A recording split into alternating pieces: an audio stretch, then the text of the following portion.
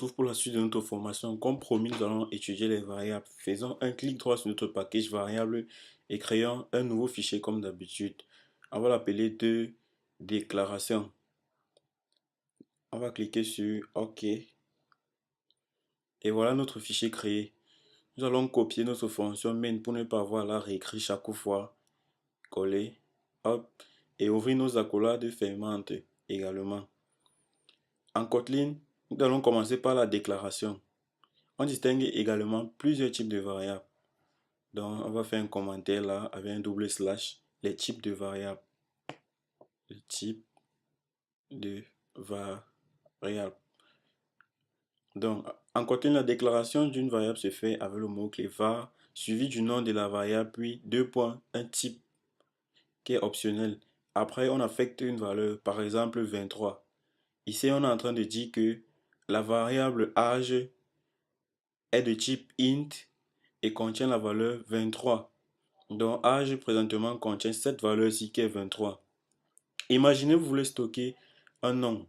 Par exemple, mon prénom, on va dire va nom.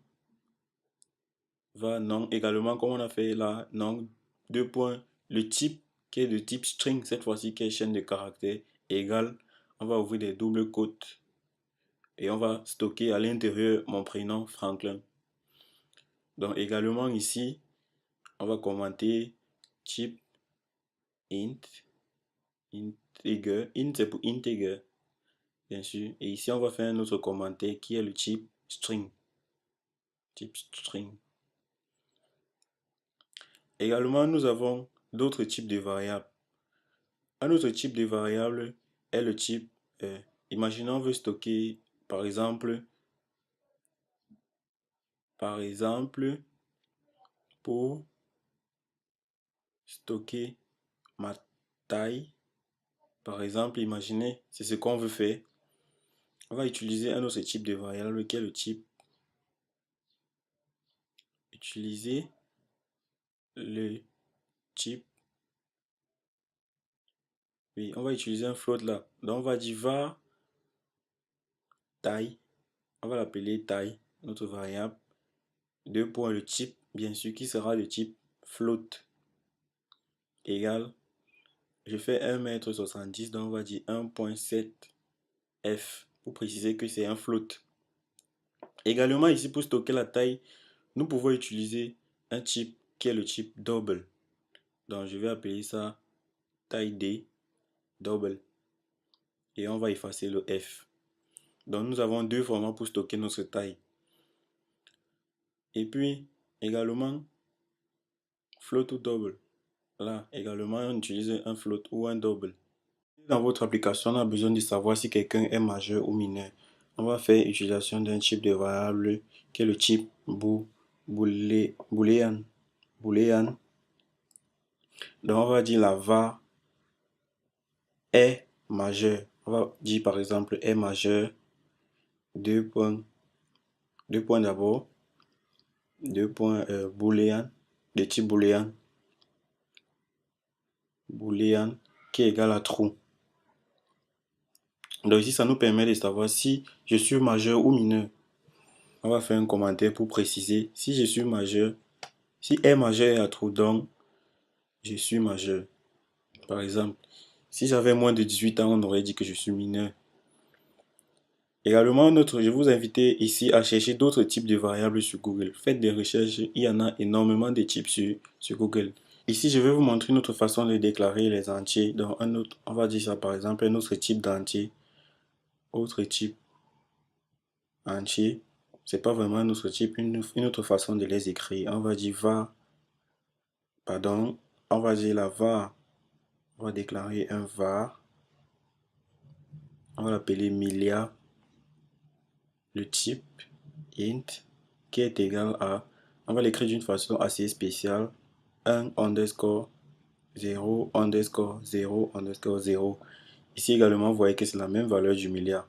Ceci est équivalent à 1 milliard. 1 milliard. Nous allons parler à présent d'un autre type de variable qui est le byte. Donc on va faire un commentaire type, le type byte, byte, YTU, TU, pardon. Ici, on a oublié de préciser integer. Le type byte ou bit. C'est comme ça s'écrit. Donc, on va dire var bit égale 0b. Et puis, on tape des chiffres binaires 0011 0001 underscore 111 00111. Là, c'est du chiffre binaire. Donc, ça représente bien sûr une certaine valeur. On va faire une recherche sur Google.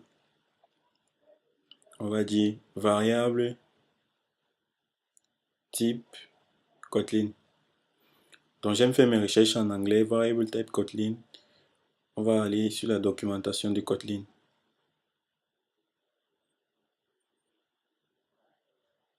Ici, vous verrez également plusieurs types de variables.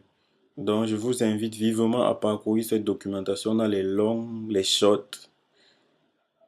On a les longs, les shorts et autres types de variables, les binaires, hexadécimales, etc. Donc, prenez tout votre temps pour parcourir cette documentation pour avoir des connaissances approfondies au langage Kotlin. Bon, revenons dans notre éditeur. Je vais vous montrer une façon assez performante d'écrire votre code. Donc, essayons de commenter tout ceci avec un command slash chez moi, contrôle slash si vous êtes sur Windows. Avant de le faire, je vais vous montrer d'abord un petit avertissement. On nous dit explicit given type.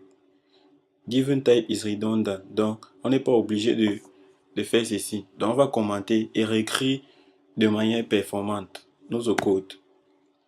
Avec Kotlin, pas besoin de préciser le type. Pourquoi? Parce que le compilateur le fait de façon automatique pour nous. On n'a pas besoin de préciser le type de la variable. Ainsi, je vais vous montrer. On va aller plus haut. Copier ceci, coller et le faire pour toutes les variables en effaçant le type bien sûr. À présent, voilà le travail fait. Nous allons afficher ces variables dans des println, chacune à son tour, pour montrer exactement qu'on aurait eu les mêmes résultats que si on avait précisé les types. Donc je vais accélérer la vidéo, vous pouvez le faire.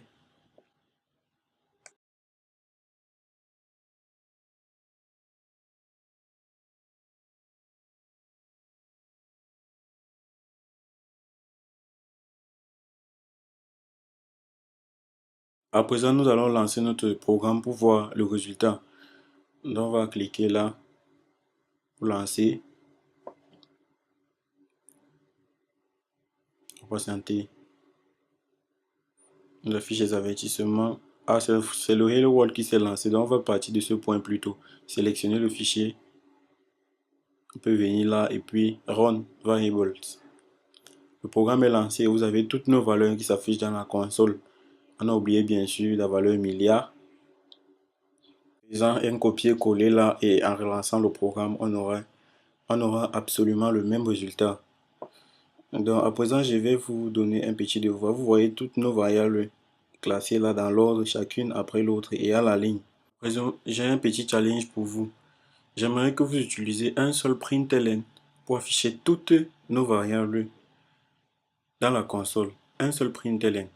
Donc je vais l'écrire ici là en commentaire. Pardon. Essayez d'utiliser un seul println ou print pour afficher toutes ces variables dans un texte. Donc vous allez essayer de me faire un joli texte, puis vous allez créer vos variables avec vos noms, taille, etc. Vous allez préciser à l'intérieur un magnifique message et la valeur de vos variables. Donc faites une recherche Google sur les string templates qui vont faire bien sûr l'objet de notre prochain épisode. Donc d'ici à là, pratiquez, faites des recherches et je vous donne rendez-vous dans la suite.